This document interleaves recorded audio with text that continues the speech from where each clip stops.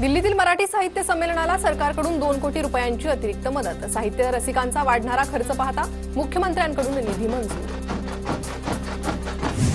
मेरी कुर्सी छीनी गई, चंद्रपुरातील कार्यक्रमात सुधीर मुनगंटीवारांचं वक्तव्य। राज ठाकरे मुंबई महापालिका आयुक्तांची दुपारी 2 वाजता भेट घेणार। मुंबईच्या विकास कामांसंदर्भात आयुक्तांशी चर्चा करणार असल्याची माहिती। उपमुख्यमंत्री एकनाथ शिंदे आज नागपूर गोंदिया दौऱ्यावर। देवरी आणि कन्हानमध्ये शिंदेंची जाहीर आभार सभा। शिंदेंच्या शिवसेनेत काही पक्षप्रवेश होण्याची शक्यता।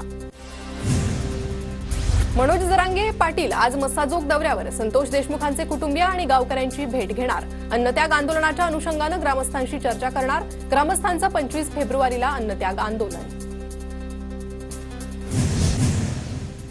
धनंजय मुंडे कृषी मंत्री असताना 300 कोटींचा भ्रष्टाचार। भारतीय किसान संघाचं पत्र वाल्मिक कराडनं अधिकाऱ्यांसमोर फाडलं। सुरेश धस यांचा दावा। कृषी मंत्री असताना धनंजय मुंडेंनी बदल्या आणि पदोन्नती प्रकरणात 100 कोटींचा भ्रष्टाचार केला। मुंडेंच्या कार्यकाळात बदल्यांसाठी 60,000पासून 5 कोटींपर्यंत रेट। सुरेश धसांनी पत्रकार परिषदेत रेट कार्ड वाचलं। धनंजय मुंडेंना बेल्स पाल्सी नावाच्या आजाराचं निदान। बेल्स पाल्सी आजारामुळे मला सलग 2 मिनिटंही बोलता येत नाही, म्हणून जनता दरबार आणि कोणत्याही बैठकीला उपस्थित नव्हतो। धनंजय मुंडेंचं स्पष्टीकरण। कृषी मंत्री माणिकराव कोकाटेंना जामीन मंजूर। सत्र न्यायालयात अपील करण्यासाठी 30 दिवसांची मुदत। 1995च्या फसवणूक प्रकरणात कोकाटे बंधूंना 2 वर्षांचा कारावास आणि 50,000चा दंड। महादेव मुंडे हत्या प्रकरणाच्या तपासाला वेग। हत्या प्रकरणात 50 जणांची झाडाझडती। 21 ऑक्टोबर 2023 रोजी महादेव मुंडेंची परळीत हत्या झाली होती। संगमेश्वरमधील संभाजी महाराजांना कैद केलेल्या जागेची मंत्री योगेश कदमांकडून पाहणी।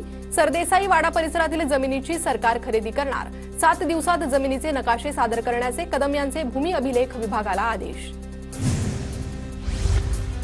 कन्नडचे माजी आमदार हर्षवर्धन जाधव यांना जामीन मंजूर। सरकारी कामात अडथळा आणल्याप्रकरणी जाधव यांच्यावर अटकेची कारवाई। 17 फेब्रुवारीला नागपूर सत्र न्यायालयानं अटकेचे आदेश दिले होते। राज्यातील अनेक जिल्हा बँक पुन्हा अडचणीत। कर्जमाफीच्या आशेमुळे शेतकऱ्यांची कर्ज भरण्याकडे पाठ। बँकांमध्ये 28,606 कोटींची थकबाकी। बैठकीआधी मंत्र्यांना महसूल विभागाची परवानगी बंधनकारक। बैठकीला जिल्हाधिकारी व्हीसीद्वारेच उपस्थित राहतील। जिल्हाधिकाऱ्यांची मंत्रालयवारी टळणार। राज्यातील विद्यार्थ्यांसाठी वाहतूक भत्ता देण्याचा निर्णय। शिक्षणासाठी दूरच्या गावात जावं लागणाऱ्या विद्यार्थ्यांना दिलासा। 2025-26 शैक्षणिक वर्षापासून अंमलात येणार। कोस्टल रोडवरील डांबरी उंचवट्याची पीएमओकडून दखल। डांबरी उंचवट्यांमुळे रस्त्यांची दुर्दशा झाल्याचा व्हिडिओ समोर। कोस्टल रोडवर खड्डे नाहीत, मुंबई महापालिकेचं स्पष्टीकरण। टोरेस प्रकरणी आर्थिक गुन्हे शाखेकडून एकाला नवी मुंबईतून अटक। सुमारे 13 कोटी 48 लाखांचा ब्लॅक मनी व्हाईट केल्याचा आरोप। आरोपी लल्लन सिंहला 25 फेब्रुवारीपर्यंत पोलीस कोठडी।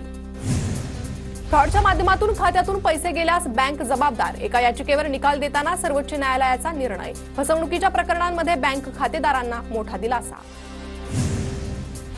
रोहिंगे प्रकरणात खासदार शोभा बच्छाव यांची एसआयटी सोबत बैठक। मालेगाव शहरातील कायदा आणि सुव्यवस्थेसंदर्भात चर्चा। रखडलेलं काम तातडीनं सुरू करा, बच्छाव यांच्या सूचना। पंढरपूरच्या 130 कोटी रुपयांच्या कामाची निविदा रद्द। तांत्रिक कारणामुळे निविदा थांबवल्याची सूत्रांची माहिती। फडणवीस सरकारच्या पहिल्या 100 दिवसांच्या कामांमध्ये या कामाचा समावेश होता। सोलापूर कृषी उत्पन्न बाजार समितीच्या निवडणुकीबाबत 25 फेब्रुवारीला उच्च न्यायालयात सुनावणी होणार। हायकोर्टाच्या आदेशानुसार बाजार समिती पुढील कार्यवाही करणार। बुलढाण्याच्या कोलवडमध्ये कृषी ड्रोनचं प्रात्यक्षिक सादर। कृषी विभाग आणि कॉन्फ्लॉय डायनॅमिक्स यांचा पुढाकार। ड्रोन फवारणीमुळे शेतकऱ्यांचा पैसा आणि वेळ वाचणार।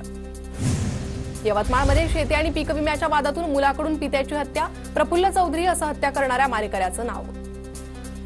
पुणे शहरात जीबीएसचा आणखी एक रुग्ण आढळला। शहरात एकूण 183 जणांना जीबीएसची लागण। नाशिकच्या अंबड लिंक रोडवर जलवाहिनीला गळतीमुळे पालिकेच्या जलवाहिनीतील पाण्याची नासाडी। 22,000 लोकसंख्येच्या पाणी पुरवठ्यावर परिणाम होणार। दुरुस्तीचं काम सुरू असल्यानं काही भाग प्रभावित। जळगावच्या भुसावळमधील हातनूर धरणातून आवर्तन सोडलं। तापी नदीत 700 क्युसेकनं पाणी सोडलं। भंडाऱ्याच्या चिचखेडा जुनाजवळ जादूटोण्याच्या संशयावरून एकावर जमावाकडून हल्ला। 40 जणांवर गुन्हे दाखल। पोलिसांकडून तपास सुरू। छत्रपती संभाजीनगरमध्ये एलएफएस ब्रोकिंग कंपनीकडून 24 जणांना 1 कोटी 44 लाखांचा गंडा। गुन्हा दाखल। पोलिसांकडून अधिकचा तपास सुरू। पंढरपूरच्या सांगोल्यामध्ये पाणीपुरवठा योजनांसाठी तब्बल 402 कोटी खर्च, तरीही नागरिक पिण्याच्या पाण्यापासून वंचित. आमदार बाबासाहेब देशमुखांचा आरोप. बाबासाहेब देशमुखांकडून पाणीपुरवठा विभागाचा आढावा.